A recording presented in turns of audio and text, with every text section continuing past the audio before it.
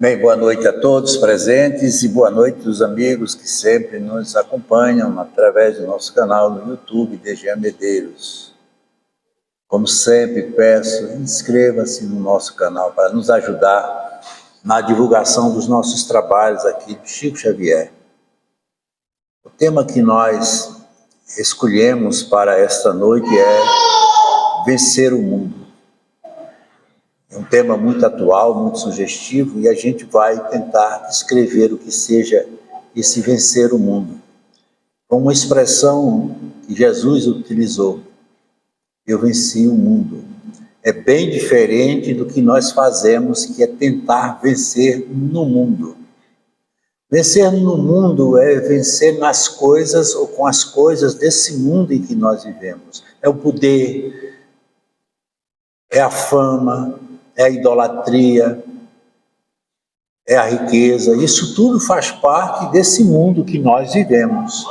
Um mundo que é muito mais voltado para o aspecto material do que propriamente para o aspecto espiritual. Quando ele lá no Sermão da Montanha, ele falava exatamente sobre bem-aventurados os pobres de espírito, ele falava da humildade, o que não tem faltado no coração de tantos que aqui vivem. Nós não somos pessoas tão humildes como muitas vezes dizemos ou pensamos ser. Que a humildade é, sobretudo, o poder que a pessoa tem, aquilo que a pessoa pode, mas ela não faz em benefício próprio, muito menos para demover a condição do outro. Quando ele falava também em amar ao próximo como a si mesmo, ele queria exatamente nos dizer isso. Que devemos nos amar o tanto quanto amamos o outro. E tudo isso faz parte dessa proposta que nós estamos aqui apresentando. E quando a gente fala no mundo, a gente não pode esquecer daquele que é o dono do mundo, que é Deus. Não o Deus, como também vamos ver, que o homem criou mediante a sua crença, a sua maneira de pensar, mas um Deus bem mais poderoso no sentido da criação, do que nós possamos jamais imaginar ou até mesmo entender. Então, mais ou muito mais do que se encontrar, você precisa encontrar o Deus que existe dentro de você. Não existe um Deus manifesto dentro de nós. E é esse Deus que nos mantém. Como vida, nós precisamos viver. E ele é exatamente a essência da nossa vida. E é bom lembrar que Deus não é um ser, mas uma força imanente e emanente que nos mantém. Então nós somos mantidos por essa força e por essa energia poderosa que é a manifestação de Deus em nossas vidas. Quando nós estamos de bem com aquilo que é essencial para a nossa vida, para o nosso crescimento, nós dizemos que estamos com Deus. Caso contrário, estaremos ausentes dessa compreensão e dessa presença de Deus. E quando nós estávamos preparando essa palestra, eu lembrei-me de um livro psicografado por Chico Xavier, editado pelo espírito André Luiz, que é No Mundo Maior. E no prefácio, que foi feito brilhantemente pelo espírito Emmanuel, ele fala na jornada evolutiva. E veja o que ele nos diz, quantos ensinamentos ele nos traz acerca do que seja vencer o mundo. Dos 4 cantos da terra, diariamente partem viajores humanos aos milhares, demandando o país da morte. O país da morte, como nós sabemos, é esse país em que nós vivemos. Todos que aqui vivem, com certeza, está submetido a essa condição de que um dia nós vamos morrer. Morrer no sentido humano da palavra, porque nós não podemos morrer, porque Deus não criaria um ser que fosse morrer. Seria um Deus incompetente. Como é que ele é absolutamente criador, o criador de tudo, um Deus que se manifesta na natureza, no mundo, nos universos, nos seres? Ele deixaria que a espécie fundamental de sua criação, que somos nós, morrer? Por isso que a gente, como espírita, tem sempre essa certeza e esse entendimento de que a morte não existe. E essa morte, que para nós parece ser algo tão determinístico e tão cruel como realidade, porque nós, quando nascemos, começamos a morrer, temos um corpo que fisiologicamente se decompõe pela mortandade de células que vão, com o passar do tempo, perdendo suas funções vitais, mas a alma sobreexiste, é soberana a tudo. E é dessa alma que nós estamos hoje aqui falando, do ser espiritual. Quando a gente afirma que eu não sou um homem ou um ser que tem um espírito, mas eu sou um espírito que tem um corpo. E esse corpo é o nosso material de trabalho para essa existência terrena. Uma existência difícil, como essa que nós vivemos. Viver na Terra é, sem sombra de dúvidas, um grande desafio. E todos nós estamos sujeitos a esse processo de superação, de transformação, mediante muitas vezes a questões difíceis de serem avaliadas, como o sofrimento. Por que o sofrimento? Por que a dor? Se Deus é soberanamente justo e bom, porque Ele nos permite isso, mas aí vem aquilo que pouca gente entende, que é o destino desse planeta. A Terra destina-se a ser um planeta de provas e expiações. As provas são esses momentos que nós vivemos de superação. É como se a obra de Deus ela fosse pedagógica, um processo de ensino e aprendizagem, é assim que a gente vive. A gente aprende para poder ensinar. O pai que eu sou hoje, vejo no filho que eu fui ontem. E assim a gente vai amealhando nesse processo todos esses ensinamentos. Então é preciso a gente estar pronto para as provas da vida, porque ela nos surpreende a cada momento, a cada instante.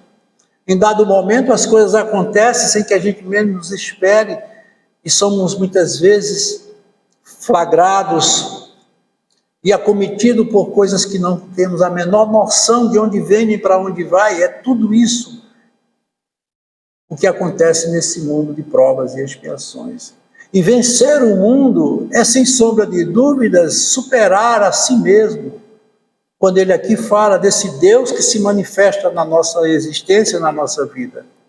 E ele aqui dizendo, vão-se de ilustres centros da cultura europeia, de tumultuárias cidades americanas, de velhos círculos asiáticos, de ásperos climas africanos, procedem das metrópoles, das vilas e dos campos. Ou seja, a morte ela é democrática.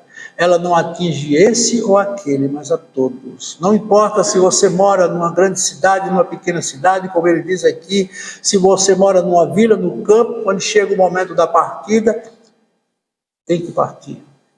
Todos nós temos uma programação de vida pré-existente ou pré-estabelecida.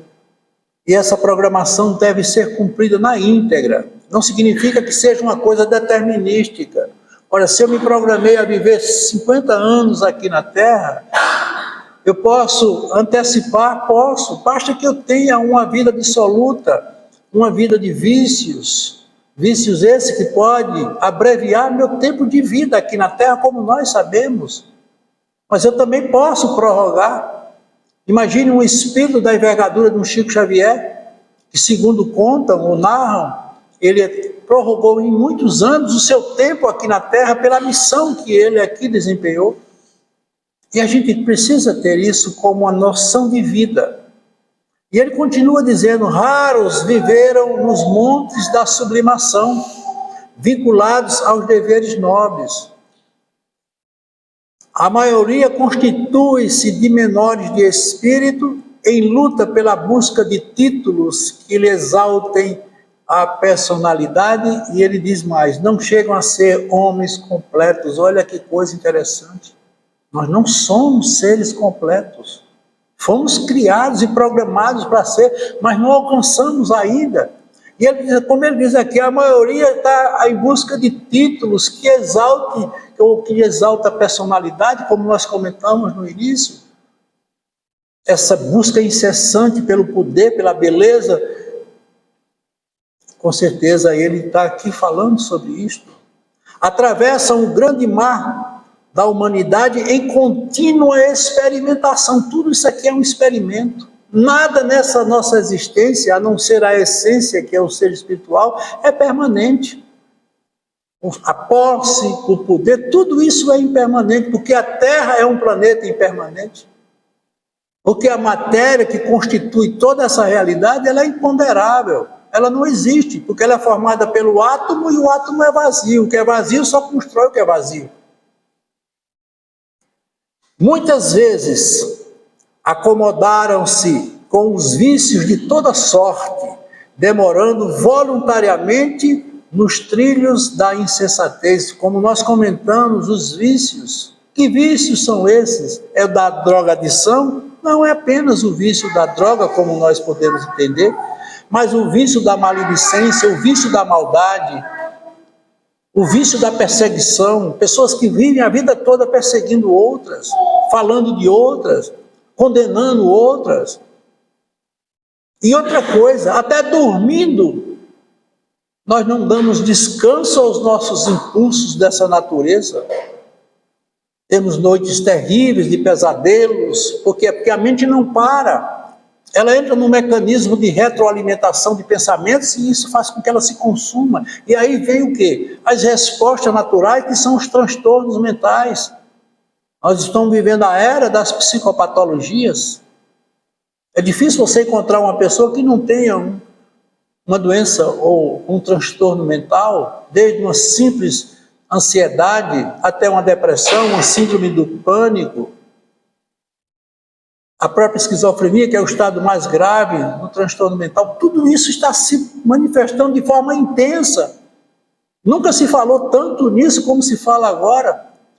Segundo pesquisa, em cada 5 crianças, 2 estão com diagnóstico de autista, seja em que grau for. Será que nós não estamos entendendo que estamos à mercê de entrar num processo de um caos existencial? O planeta agoniza. A Terra está gritando pela agressão que ela sofre. Tudo isso que a gente está vendo aí, essas catástrofes, essas inundações, esses tsunamis, esses terremotos, tudo isso é uma resposta da natureza mediante o sofrimento que ela vem aguentando de nós. Apesar disso, porém, quase sempre se atribuíam à indébita condição de eleitos da providência e, cristalizados em tal suposição, aplicavam a justiça ao próximo, sem se compenetrarem das próprias faltas, esperando um paraíso de graça para si e um inferno de intermino tormento para os outros. É isso que a gente faz. Quantas pessoas que dizem que vão para o céu pelo que elas representam como proposta de vida, enquanto o outro, a qual você aponta, ele vai para o inferno, como ele aqui comenta também. Será que a vida é isso? Será que nós estamos cumprindo com o nosso papel este que é de ser humano vivendo uma vida como devemos viver aqui na Terra? E ele continua: quando perdidos nos intricados meandros do materialismo cego,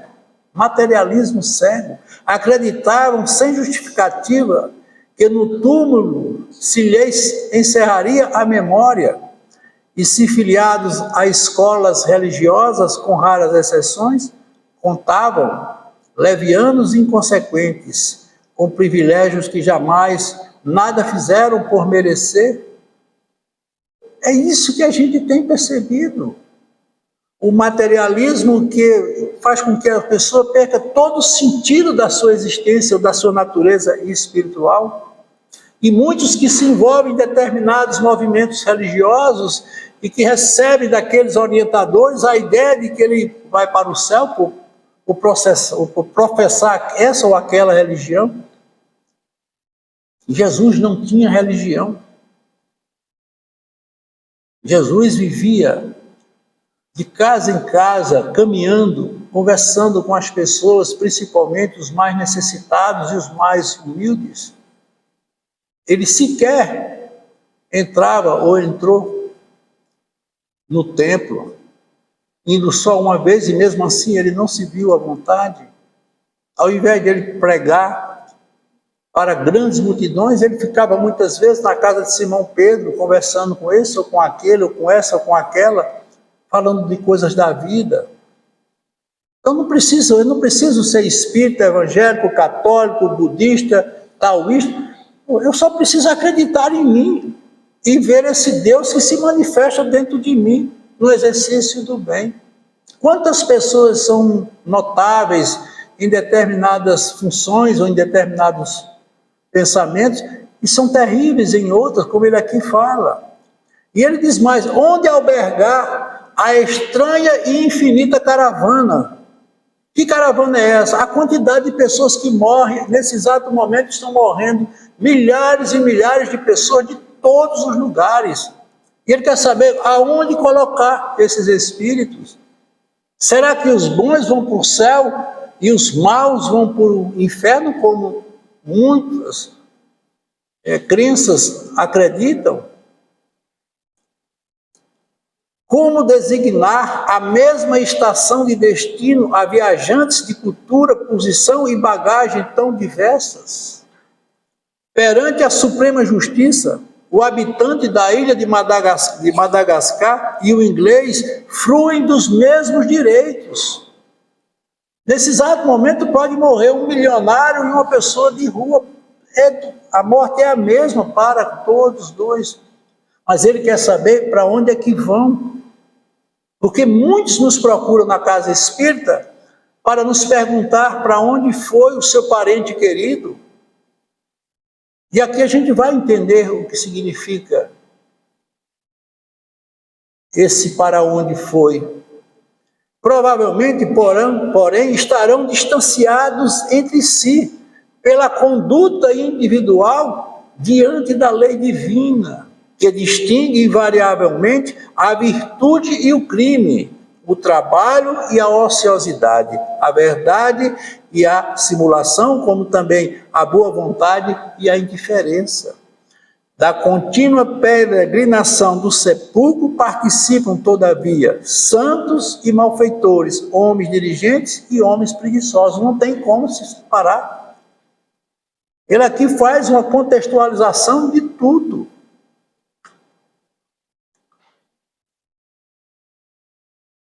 E ele continua: iludidos na teoria do menor esforço, inexistentes nos ciclos elevados, contavam com a elevação pessoal sem nenhum testemunho de serviços distantes do trabalho digno, em um céu de gozos contemplativos, exuberante e forte. Quantas vezes, como nós dissemos, a gente ouve as pessoas dizer: você vai para o céu porque você é uma pessoa do bem. Conta-nos uma metáfora de que um homem que professava uma certa religião, e ele era uma pessoa muito integrativa, muito operante, e aquela pessoa que comandava aquela religião dizia que, por ele ser uma pessoa tão correta como ele era, que era fiel no seu dízimo, nas atribuições, nos trabalhos da igreja, quando ele morresse, ele ia para o céu. E a gente já ouviu falar muito isso.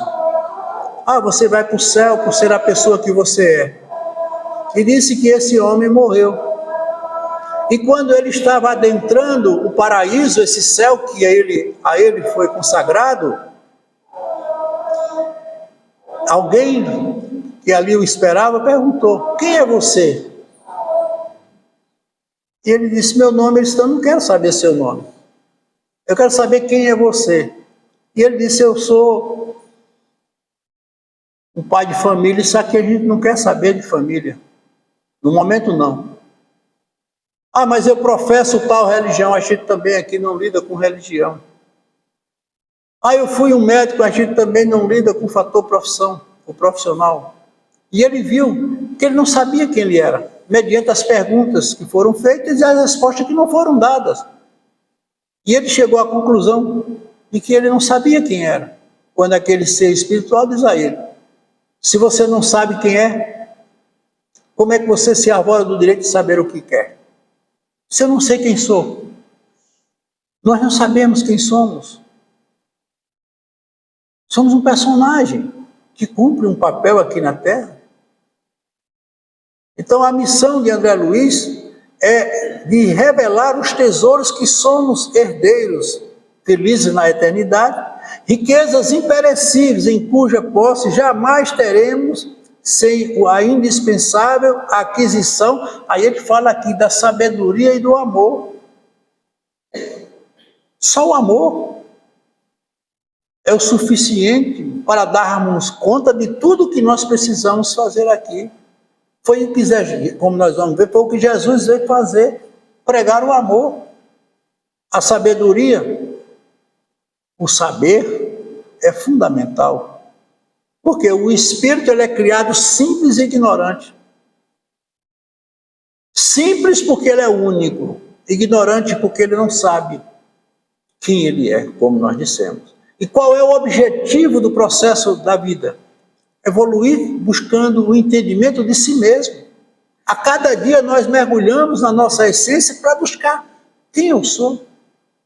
Não o personagem que eu assumo como uma experiência de vida, mas eu quero saber da minha essência.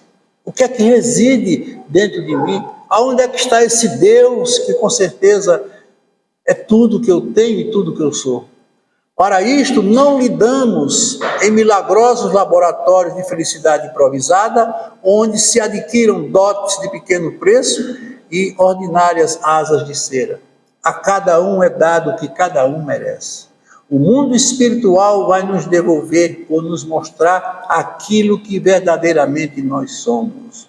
Portanto, a notícia boa que eu dou a vocês é que não existe inferno. O inferno é um estado de consciência. É o que nós pensamos e fazemos mediante o que pensamos. Mas a notícia ruim é que não existe céu. Um céu como paraíso de contemplação, onde nós iremos dormir o sono reparador daqueles que foram os eleitos. Não existe isso. Nós vamos continuar uma história que não tem fim, pelo menos para a nossa compreensão. Quando eu daqui partir, eu vou ser a mesma pessoa que sou. Não é porque eu fui morar num outro país, mesmo distante, cujos hábitos eu não tenho a menor ideia, a condição de alimentação, a condição climática, tudo isso para mim é uma novidade, é o que vai ser para nós quando daqui partirmos, provavelmente. Mas não faltará para nenhum o auxílio devido para que você possa se situar. Porque se tem uma coisa que Deus sabe fazer, é colocar cada um de nós no lugar certo. Se você está reclamando da vida que você tem, do lugar em que você vive, da família que você possui, pode ter certeza, Deus está lhe dando o melhor, independente do que seja.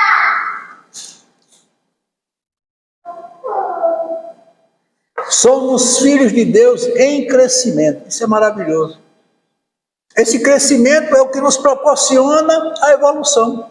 Estamos evoluindo.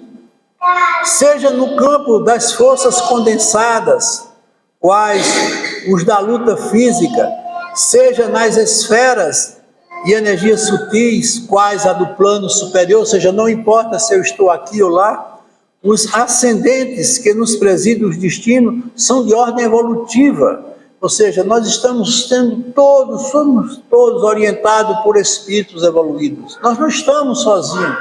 Você imagina o tamanho que é esse universo, que a gente não tem a menor ideia. Você acha que só um planeta que está no quintal de uma galáxia teria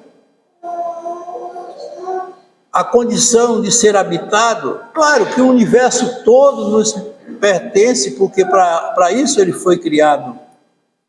Então, nós somos filhos de Deus em crescimento. Então, seja, como ele disse, nas forças condensadas, quais a luta física, como na parte também espiritual. A morte a ninguém propiciará passaporte gratuito para a aventura celeste. Cada um, como eu disse, tem aquilo que merece. Nunca promoverá obrigatoriamente homens a anjos. Você é um anjo, você é um demônio, nada disso. Tem hora que a gente está agindo como um anjo, quando a gente está de bem com a vida, está em sintonia com Deus, eu estou me sentindo um anjo. Quando de repente eu mudo a minha forma de pensar, a minha forma de ser, eu posso me transformar num demônio no mesmo instante.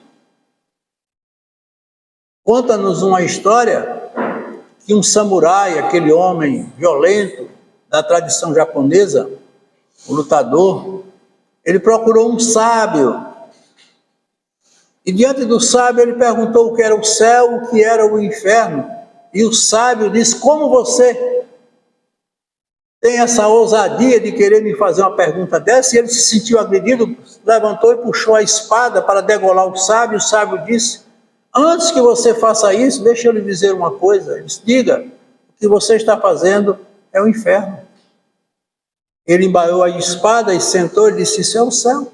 Então, céu e inferno é uma atitude que a gente toma.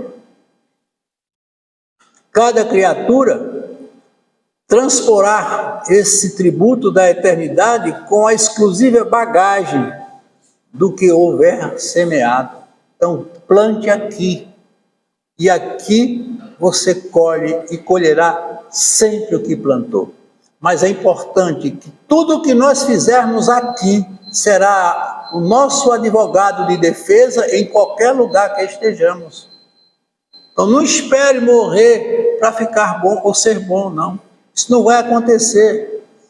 É importante que, se você tem que fazer alguma coisa, que faça agora. O próprio Jesus já dizia isso, que não devemos retardar aquilo que não pode ser retardado. E, consequentemente, todos nós temos essa obrigação. Reconcilia-te com o teu inimigo enquanto estás a caminho. Nós estamos a caminho. E quem é o nosso inimigo? Somos nós mesmos, com os nossos pensamentos, com as nossas atitudes. Esses fantasmas que nos perseguem dentro desse lado sombrio da nossa consciência, da nossa mente, são eles que nos demovem. E é importante a gente ter essa consciência. Ninguém depois do sepulcro gozará de um descanso que não tenha feito jus, porque o reino do Senhor não vem com aparências externas. Isso dito pelo próprio Jesus. Então você tem aquilo que merece, sem mais, sem menos. E Emmanuel, lá em 1947, ele manda uma mensagem também muito interessante, dentro desse contexto. Os companheiros que compreendem na experiência humana a escada sublime, cujos degraus há que vencer a preço de suor, com o proveitoso ou o proveito das bênçãos celestiais, dentro da prática incessante do bem, não se surpreenderão com as narrativas do mensageiro interessado no servir por amor. Então a gente tem que ouvir, a gente tem que escutar, porque eles sabem o que têm a nos dizer. Eles não mentem. Sabem eles que não teriam recebido o dom da vida para matar o tempo, nem a dádiva da fé para confundir os semelhantes absorvidos que se acham na execução dos divinos desígnios. É importante a gente ter isso. Não vai faltar para nenhum de nós a ajuda ou o auxílio necessário. Como eu disse a vocês, toda obra, ela contempla o processo do ensino e da aprendizagem. Então, muitos pensam em julgamento final. Isso também não existe. Deus foi tão sábio que Ele colocou todas as suas leis na nossa consciência. Tudo está dentro de nós. Por isso que quando você comete um mal, não precisa que alguém lhe diga. Você sabe ou irá saber do mal que cometeu. porque você não foi programado, ou ninguém foi programado para a prática do mal. É violar a lei, é de encontro com essa essência divina que é Deus dentro de nós. Então é muito, muito importante a gente ter isso como uma pauta de vida. Sempre estar nesse momento de contemplação. Sabem eles que não teriam recebido o dom da vida para matar o tempo. Quanto tempo se perde a busca de coisas que não têm o menor sentido? Será que nós não estamos a par disso? E é consequentemente baseado nisso é que a gente pode ver, como nós dissemos, como uma lei que precisa ser cumprida. São duas leis que regem a humanidade e o mundo: a lei natural e a lei moral. A lei moral, ela nos cobra muito mais do que a lei natural, porque ela move sentimento, vontade, atitude, ação, desejos, tudo isso está dentro da lei moral.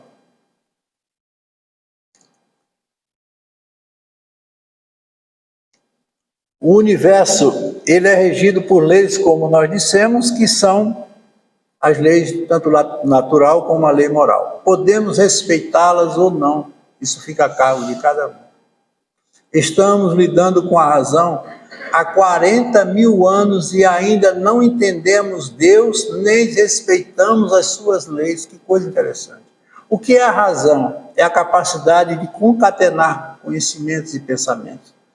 Saímos da condição primitiva, onde não tínhamos a noção de uma série de coisas que nós temos hoje a partir do desenvolvimento da inteligência, e há 40 mil anos que nós estamos nessa luta, mas ainda não temos a menor condição de entendimento, como eu disse no começo, porque o que tem faltado para a humanidade são seres humanos. Estamos lidando com a razão há 40 mil anos.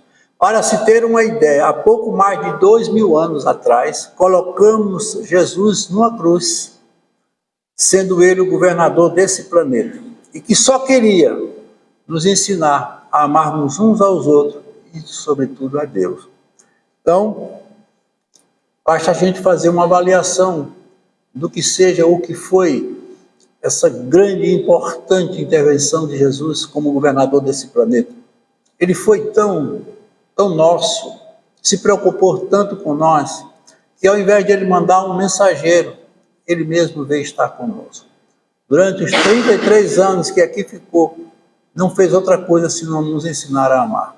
E o que a humanidade fez, como troca daquilo, ou para aquilo que ele prometeu, aquilo que ele fez, foi colocá-lo numa cruz, crucificando. Eu muitas vezes digo às pessoas, quando elas estão em desespero, preocupadas, aflitas, eu digo, basta você olhar a experiência de Jesus. Nada fez para nos demover. Não usou em nenhum momento sua autoridade para interferir nas coisas do mundo. Por isso que ele disse, eu venci o mundo, eu venci a mim mesmo. E ele nos ensinou isso, mas infelizmente ainda temos uma dificuldade enorme de entender esses seus ensinamentos. Então, o amor só precisa de uma força que é do próprio amor. É interessante a gente observar que Jesus não foi colocado numa cruz para nos salvar. É um ledo engano. Se tivesse sido compreendido, ficaria mais tempo entre nós e não teria aprendido, e nós teríamos aprendido muito mais. Então ele veio pregar a palavra e nos trazer os seus ensinamentos. Temos como manual de instrução para a vida o Evangelho. Sem ele a gente não pode conduzir uma vida plena e absoluta no que diz respeito ao direito e ao dever, como a própria doutrina espírita nos mostra, por ser uma doutrina de natureza moralista. E, consequentemente, tudo isso está na vida de todos nós. A forma como eu estou conduzindo minha vida. Então, neste planeta, queremos mostrar que temos muita coisa a ver e acreditar em coisas que não são tão verdadeiras. Então, ele aqui fala da personalidade, o ego. É isso que nós representamos. Nós somos um personagem Eu também tenho dito, para se ter uma ideia de que isso é uma verdade, quando nós aqui chegamos, fomos levados para um local chamado cartório de registro de nascimento e é nos colocado um nome que a gente não sabe que nome é, nem muito menos aonde estamos. O nome que nós recebemos não foi dado por nós, foi escolhido pelos nossos pais. Quando atingimos a maioridade, perdemos aquele documento e assumimos um número, que é o nosso CPF. Veja que em todos os lugares que você chega hoje, a primeira coisa que pede é o seu CPF. Qual é o terceiro documento que nos é dado também sem que haja a nossa presença? Um atestado de óbito. Veja que essa nossa vida aqui, ela está circunscrita a essas três condições: uma certidão de nascimento, um documento de identidade, depois um atestado de óbito. Vocês acham que Jesus criaria um ser para se limitar a isto? Unicamente a isso? Claro que não. Mas a gente precisa ter grandeza interior e buscar na essência isso que a gente... Mas o ego, que é o personagem, ele não aceita isso. Porque o ego, quando ele é exacerbado, ele se transforma em egoísmo. Quando através dele eu quero ser o centro de tudo, eu busco o egocentrismo. Veja que a gente vive em função dele. E esquecemos que nós somos uma essência. E a essência é de natureza espiritual. E aí vem o que significa a personalidade. Ela é egocêntrica. Ela visa mais a si do que aos outros. Nós estamos vivendo um momento da individuação. Observamos recentemente uma grande movimentação nesse sentido. Eu vou me dar bem, o que importa é me dar bem. A família já está sofrendo nas suas bases esse processo de individuação. O coletivo está perdendo o sentido.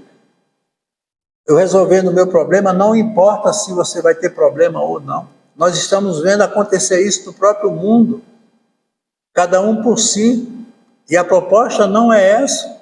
O que foi que Jesus fez? Nos trazer, amar ao próximo como a si mesmo. Se eu não fizer algo por alguém, pouco importa se eu fizer apenas por mim. E aí você vê que a personalidade, o que é que ela quer? Dinheiro.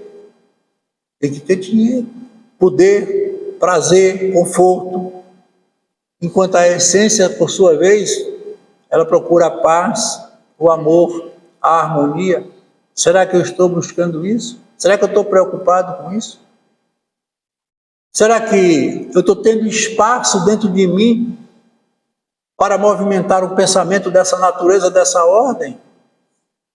Quantas vezes você se olha no espelho e conversa consigo mesmo? Uma conversa séria, uma conversa objetiva? Quase nenhuma.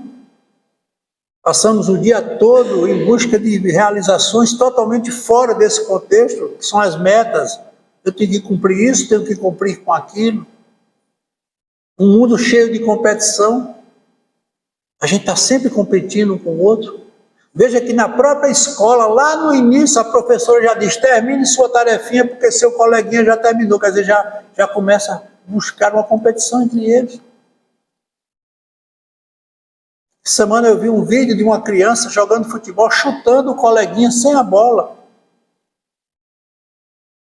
Aquilo é o quê? O que ele vê.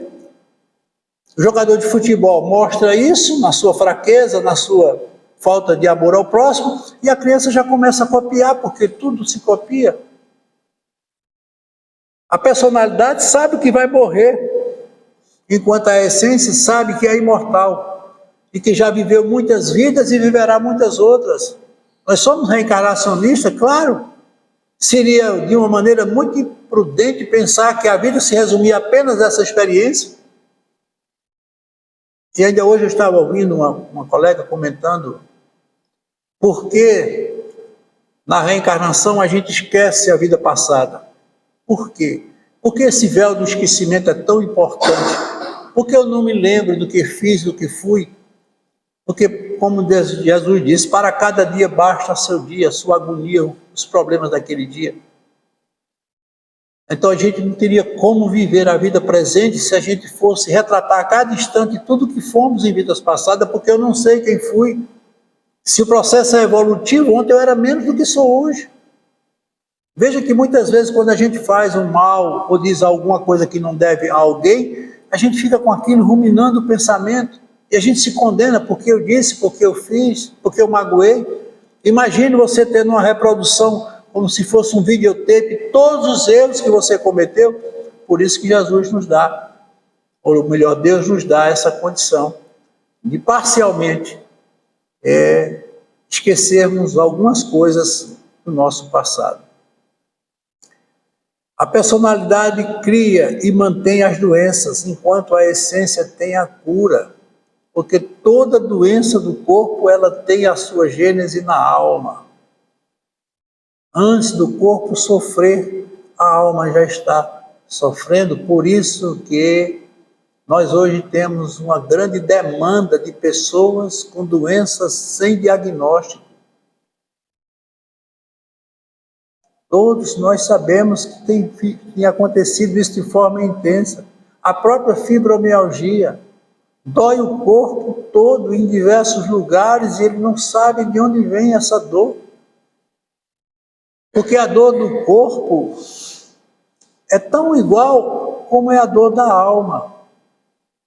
Então, o corpo é o anteparo. E, consequentemente, isso aqui também está dentro do contexto. Se você quer ter um corpo saudável, que tenha uma mente saudável. Ah, mas tem doenças pré-existentes? Tem, porque nós temos ainda muita coisa para acertar nesse processo que são os nossos karmas. Karma não é uma condenação, o karma é uma ação. Ora, se eu fiz algo e não retifiquei, não corrigi, eu vou ter que corrigir. Ninguém aqui na Terra está livre de acertar suas contas. Não é com Deus, é com a própria consciência. Aquilo que eu fiz, eu vou ter que responder pelo que fiz, em algum instante da minha vida. É como se você seguisse um caminho e no meio do caminho você fosse se despojando de coisas que eram necessárias você levar. Em cada momento eu deixo algo, mas eu vou ter que voltar, porque a lei me obriga a ser assim. E muitos estão voltando. O mal que eu fiz pode ser corrigido com o bem? Claro que sim, porque a lei de causa e efeito, ação e reação, não é uma lei física, é uma lei moral. Eu posso pagar o mal com o bem, que é tão importante que seja assim. Em cada experiência da vida, temos como principal função mudar o nosso padrão mental. Afinal de contas, nutrimos, tanto mentalmente como fisiologicamente, aquilo que imaginamos através do pensamento. Somos o que pensamos, só isso. O pensamento é uma força dinâmica da mente, e o pensamento não para, até dormindo nós pensamos. Então, se você quer ser uma pessoa em harmonia, pense harmonicamente. Agora, há um fato interessante quando a gente se refere ao pensamento, porque o pensamento é uma onda que se manifesta em todo o espaço existente. Ninguém está pensando sozinho. E essas ondas, elas se aproximam e muitas se unem por semelhança. Ou seja, se eu sou uma pessoa que rumino pensamentos negativos, eu estou atraindo pensamentos negativos. E formamos uma sintonia e, consequentemente, ficamos refém. É o que a gente chama de obsessão, é o assédio. A mente, como uma casa, ela tem portas e janela, ou janelas. Quando a gente fecha a porta, muitas vezes esquece a janela. E aquela onda mental que está querendo nos atingir, ela muitas vezes entra sorrateiramente nos nossos pensamentos. É quando a gente muitas vezes muda a forma de pensar, de agir radicalmente. É preciso ter muito cuidado. O nosso corpo, harmonicamente, funciona como uma grande orquestra, onde cada um de nós adota para si o próprio ritmo, por isso que não somos iguais em nada. Você veja, filhos ou irmãos geneticamente iguais, como gêmeos, de uma mesma placenta, eles são diferentes. Por quê? Porque cada mente vibra numa frequência própria. Não existem duas mentes vibrando numa mesma frequência, se não for por uma atração, através de um processo obsessivo. Mas isso aí não é uma questão comum. Por não termos uma ideia do nosso poder mental, estamos sempre procurando alguém que aponte para nós o que desejamos e o caminho que devemos seguir. É isso que tem acontecido. Estamos sem rumo. E por estarmos sem rumos, estamos cada vez mais refém da nossa própria realidade. Ainda o Emmanuel diz assim: quanto maior o conhecimento de um espírito encarnado, mais dolorosos serão os resultados em função da perda de tempo. Não podemos perder tempo. Tempo é precioso. Quanto mais rebelde a criatura perante a verdade, mais aflitivas serão as consequências da própria teimosia. Quer insistir no erro? Insista. Mas lembre-se que você vai pagar com a própria consciência o erro que você cometeu. Além disso, temos que observar que a vida além da morte, como dissemos, carrega consigo os reflexos e os hábitos herdados do mundo. Então, com certeza, nós vamos dar continuidade a uma história que está sendo vivida aqui, seja onde for. Se eu sou bom, eu vou para um lugar bom. Aí você vai dizer, e o umbral? O umbral é um spa, é um lugar onde se depura a alma. Lá eu vou ter alguns conflitos existenciais, mentais, que com certeza eu vou ter o apoio necessário para tentar corrigir os meus erros. Porque o umbral significa passagem. A gente não tem esses momentos de passagem. Você muitas vezes está com um problema sério, com dificuldades, passa por aquela fase de encontro, desencontros, mas aquilo tudo passa. É plantando com paciência e colhendo com humildade que iremos cumprir o nosso papel como humanidade. E há uma necessidade muito grande da gente fazer uma avaliação de tudo isso. Então, devemos nos afastar dessa ideia de um Deus que pune, um Deus que castiga, aquele Deus mosaico. Ele não existe. Nosso Deus é esse Deus que nos foi trazido por Jesus. Jesus nos mostra uma versão totalmente diferente de Deus, um Deus que é Pai. Na condição de Pai, Ele acolhe a todos nós como filhos, e Ele não tem filhos prediletos. Ah, mas Jesus foi o filho predileto de Deus. Não, o Pai não tem filhos prediletos. Jesus é o Espírito mais evoluído. Mas se existe uma escala, nós estamos inseridos nessa escala. Somos espíritos imperfeitos, sim, porque temos tendências para o mal, fazemos coisas que não devem ser feitas.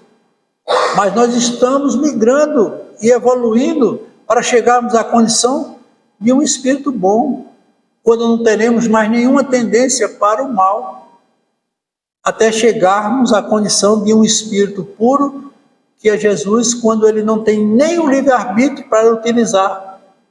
É um espírito de luz, onde o estado absoluto em que ele vive é de pleno amor.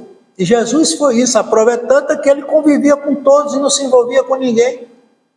Jesus não fazia distinção entre pessoas. Por isso que ele dizia, eu venci o mundo, eu venci a mim mesmo, eu sou um espírito puro. Mas eu estou aqui para ensinar a vocês como chegar a essa condição. No momento em que Pedro o chama de mestre, ele diz, vós bem o disseste, eu sou o mestre, eu sou o professor. Por quê? Porque eu sou mais adiantado. Então, essa coisa de dizer que Jesus é o filho predileto, não concordo. Todos nós somos o predileto. Então vejam que o que a gente entende como Deus de hoje é um Deus totalmente institucionalizado, um Deus antropomórfico que ama, mas que também pune aqueles que contrariam suas leis, é o que a gente tem ouvido falar. Um filósofo certa vez disse: está escrito que Deus fez os homens à sua imagem e semelhança, mas eu afirmo que foram os homens que fizeram Deus à sua imagem e semelhança. Transformaram Deus num ser antropomórfico, um ser humano. Um Deus de amor que punia, um Deus de todos, mas que tinha os seus eleitos. Quantos dizem assim: se você professar tal religião, você é o eleito, você está com Deus. Venha ser espírita que você está perto de Deus. Venha ser evangélico, católico, budista. Não é esse Deus. O Deus está em todos nós, independente do que façamos. O que Deus quer de nós é que pratiquemos o bem, sejamos pessoas corretas. Talvez seja esse Deus o mais combatido pelos materialistas. Os céticos, os ateus, eles não aceitam esse Deus e eles têm razão. Eu converso muito aqui com pessoas céticas, eu acho 1000 vezes melhor conversar com cético do que com fanático. Porque o cético, ele tem as suas convicções mediante o seu pensamento e a ideia que lhe é imposta a ele. Mas o fanático, ele não se deixa levar por outra coisa, senão aquilo que foi disseminado na sua mente. Aquela lavagem cerebral que faz com que a pessoa não veja outra coisa a não ser aquilo que é dito. E a gente não pode viver assim, nós somos seres inteligentes. E a inteligência cobra de nós ideias próprias. O professor, ele não introduz na mente do aluno o seu conhecimento. Não, ele provoca conhecimento. A matéria que ele ensina é estimulante, mas cada aluno vai fazer o seu contexto daquilo que aprendeu mediante o que sabe. É a individualização do conhecimento. Então, para a gente terminar, eu aproveitei aqui um poema de Braulio Bessa, A Corrida da Vida. Na corrida dessa vida, é preciso entender que você vai rastejar, que você vai sofrer. A vida vai lhe ensinar que se aprende a caminhar só depois que correr. A vida é uma corrida que não se corre sozinho, e vencer não é chegar, é aproveitar o caminho, sentindo os cheiros das flores, aprendendo com as dores causadas por cada espinho. Aprenda com cada dor, com cada decepção, com cada vez que alguém lhe partiu o coração. O futuro é obscuro e às vezes é no escuro que se enxerga a direção. Aprender a se desviar das pedras da ingratidão, dos buracos da inveja, das curvas da solidão, expandindo o pensamento, fazendo do sofrimento sua maior lição. Sem parar de aprender, aproveite cada flor, cada cheiro no cangote, cada gesto de amor, cada música dançada e também cada risada, silenciando o rancor. Experimente o mundo, prove de todo sabor, sinta o mar, o céu e a terra, sinta o frio e o calor, sinta a sua caminhada e dê sempre uma parada pelo caminho que for. Pare, não tenha pressa, não precisa acelerar. A vida é tão curta, é preciso aproveitar essa estranha corrida, que a chegada é a partida e ninguém pode evitar. Por isso é que o caminho tem que ser aproveitado, deixando pela estrada algo bom para ser lembrado, vivendo uma vida plena, fazendo valer a pena cada passo que foi dado. Aí sim, lá na chegada, onde é mais evidente, é que a gente percebe que foi tudo de repente e aprende na despedida que o sentido da vida é sempre seguir em frente. E eu encerro aqui dizendo, é preciso seguir em frente porque nós precisamos nos encontrar. Uma boa noite a todos e muita paz.